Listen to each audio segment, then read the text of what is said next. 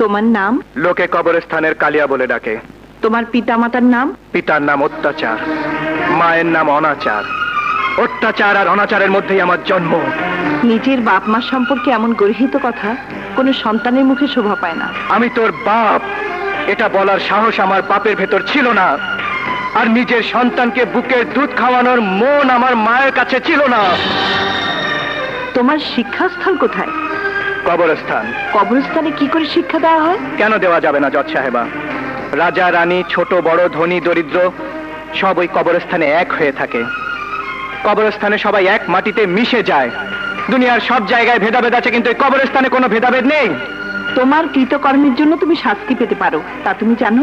আমার কৃতকর্ম যদি অন্যায় হয়ে থাকে, তবে তার জন্য যে শাস্তি, আমি তা মাথা পেতে নেব। আপনিই বলুন, আত্মহত্যার মৃত্যু হোক আর খুনের মৃত্যু হোক, তা পোস্টমর্টেম ছাড়া কি দাফন করা যায়? খুনি নিজের মুখে স্বীকার করেছে সে খুন করেছে।